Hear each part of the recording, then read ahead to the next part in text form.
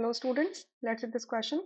The question says 2-methyl propene is isomeric with but1-ene. They can be distinguished by Beer's reagent, ammonical silver nitrate, bromine solution, O3 in presence of ZnH2O. ठीक है, तो सबसे पहले structures देख लेते हैं एक एक करके. तो यहाँ से मैं 2-मिथाइल प्रोपीन लिख लेती हूँ. 2-मिथाइल प्रोपीन, प्रोपीन ही आपका ये हो गया. तो 2-मिथाइल मतलब यहाँ पर हाइड्रोजन सेटिस्फाई करवा लो H2. ठीक है, यहाँ पर एक भी हाइड्रोजन नहीं आएगा, यहाँ पे 3 आएंगे. और आपका but1-ene कैसा हो जाएगा, कुछ ऐसा. ये हो जाएगा आपका but1-ene. ठीक है, अब देखो दोनों में ही 4-4 कार्बन है. यहाँ पर कितने कार्बन, इसका फॉर्मूला क्या हो जाएगा, C4. और हाइड्रोजन कितने, 3 3 6 2 8 H8. और इसमें भी कितना हो जाएगा, C4H8. ठीक है, 2 4 5 3 8. ठीक है, तो केमिकल फॉर्मूला दोनों का सेम है, बट आप चेन लाइन डिफरेंट देख सकते हो. फंक्शनल ग्रुप एक ही प्रेजेंट है, इसका मतलब ये क्या है, दोनों के दोनों स्ट्रक्चरल आइसोमर्स हैं, जिसमें ये चेन आइसोमर्स हम इन्हें कह सकते हैं. ठीक है, क्योंकि चेन लाइन डिफरेंट है. तो अगर मैं इनका रिएक्शन एक एक करके देखूं, करवाती जाऊं. ठीक है, अगर मैंने पहला करवाया बीयर्स रिएजेंट से. बीयर्स रिएजेंट होता है cold and dilute KMnO4 solution. Cold and dilute होता है, कोल्ड एंड डाइल्यूट. तो ये क्या करता है, डबल बॉन्ड में हाइड्रोक्साइड्स लगा देता है. तो यहाँ पर बनेगा आपका CH2OH, COH, ये आपका CH3 और ये आपका CH3. ठीक है, सिमिलर वे में अगर इसमें भी मैंने ऑप्शन 1 लिख रही हूँ. ठीक है, ऑप्शन 1 में जो रिएजेंट है डाला, तो क्या बन जाएगा, CH2OH, COH, H, CH2, CH3. अब देखो जो KMnO4 होता है, उसका डार्क पर्पल कलर होता है. मतलब अगर डार्क पर्पल कलर है और ये कंपाउंड डिकम्पोज होकर आपको डाई अल्कोहल या विसिनल अल्कोहल दे रहा है, तो ये जो रिएजेंट होगा ये डीकलराइज्ड हो जाएगा एल्कीन में. इन दोनों ही एल्कीन्स के अंदर डीकलराइज हो जाएगा, यानी कि ये डिस्टिंग्विश नहीं कर सकता. ठीक है, अच्छा उसके बाद अगर मैंने रिएजेंट 2 देखा, अमोनिकल सिल्वर नाइट्रेट देखा, जो टॉलेंस रिएजेंट होता है, तो ये क्या होता है, इसमें सिल्वर जो होता है Ag+1 के फॉर्म में प्रेजेंट होता है, और ये माइल्ड ऑक्सीडाइजिंग एजेंट होता है. तो ये एल्कीन को ऑक्सीडाइज नहीं कर सकता. ठीक है, इस वजह से ये दोनों ही एल्कीन्स के साथ में रिएक्ट नहीं करेगा ये रिएजेंट. ठीक है, अब अगर मैं थर्ड रिएजेंट की बात करूं, थर्ड रिएजेंट इसमें क्या है, ब्रोमीन सोल्यूशन है.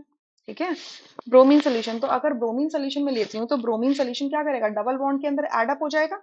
ब्रोमीन सोल्यूशन का एक कलर होता है, ठीक है, ब्राउन कलर का लिक्विड होता है.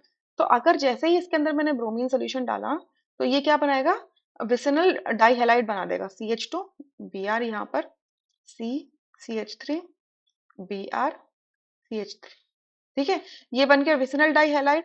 सो ये एल्कीन क्या कर रहा है, इस ब्राउन कलर के रिएजेंट के साथ रिएक्ट करके इसको डीकलराइज कर रहा है.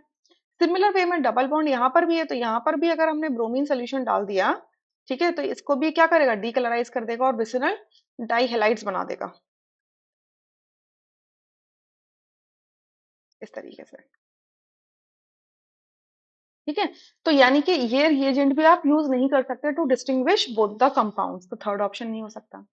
अब फोर्थ में क्या लिखा है, ओजोन का, ओजोन हो गया O3 ओजोन, और H2 हाइड्रोलिसिस कराएंगे इन प्रेजेंस ऑफ जिंक, यानी कि रिडक्टिव हाइड्रोलिसिस करवा रहे हो आप इसका. ठीक है, तो अब इसके लिए एक बार ना थोड़ा सा मैं एक पेज इंक्रीज कर लेती हूँ, फिर मैं आपको बताती हूँ इसका रिएक्शन. ठीक है, सो एक एक करके देख लेते हैं कि अगर मैंने यहाँ से क्या ले लिया, CH2 double bond C, CH3, CH3, ये हो गया हमारा 2-मिथाइल प्रोपीन. इसका रिएक्शन मैंने ओजोन से कराया. ठीक है, और फिर मैंने रिडक्टिव हाइड्रोलिसिस करा दिया जिंक NH2O के साथ में. तो पहला स्टेप में ये हुआ, सेकंड स्टेप में ये हुआ. तो हमें डायरेक्टली प्रोडक्ट लिखना है, तो प्रोडक्ट क्या बनेगा, एक एल्डिहाइड या कीटोन बनेगा. तो ये जो डबल बॉन्ड है ना, इसको ऐसे करके बीच से ऐसे ब्रेक कर दो और डबल बॉन्ड के साथ में ऑक्सीजन लगा दो, तो ये बन जाएगा आपका HCH. तो ऐसे ही था, ये डबल बॉन्ड ऑक्सीजन हो गया, और इधर क्या हो जाएगा, carbon double bond oxygen CH3 and CH3. तो आप क्या देख रहे हो, एक में तो फॉर्मल्डिहाइड बना है, ठीक है, और एक में आपका एसीटोन बना है. क्लियर। बट अगर आपने ब्यूट 1 इन ले लिया, that is CH2 double bond CH2 CH3 ले लिया, इसमें भी मैंने सेम सिमिलर रिएजेंट्स इस्तेमाल करे, ठीक है। तो अगेन इसमें भी ऐसे ब्रेक डाउन करो तो बनेगा ये आपका formaldehyde, that is HCH double bond O with the carbon, plus इधर बन जाएगा आपका क्या, ये इस तरीके से CH2 CH3 यहाँ पे बनेगा आपका, ये तो आपका फॉर्मल्डिहाइड हो गया सेम, और यहाँ पर आपका क्या बना, 3 कार्बन का aldehyde is propane aldehyde, propanal, basically propanaldehyde नहीं, प्रोपेनल, प्रोपेनल बन गया। तो आप देख रहे हो इसमें दोनों में क्या कर रहे हैं, दो डिफरेंट टाइप के मिक्सचर्स मिल रहे हैं ना रिएजेंट के। तो जब आप इनको सेपरेट करोगे या सर्टेन कोई और रिएजेंट डालोगे, तो सेपरेट करने के टाइम पे जो, लेट से कि अगर इनको अगर आप फ्रैक्शनल डिस्टिलेशन से सेपरेट कर रहे हो या डिस्टिलेशन से सेपरेट कर रहे हो, तो टेम्परेचर गैप डिफरेंट डिफरेंट होगा दोनों का, ठीक है। तो इस तरीके से आप डिस्टिंग्विश कर सकते हो। सो फोर्थ ऑप्शन यहाँ से करेक्ट होगा, rest options would be incorrect. I hope you understood this question really very well. Thank you.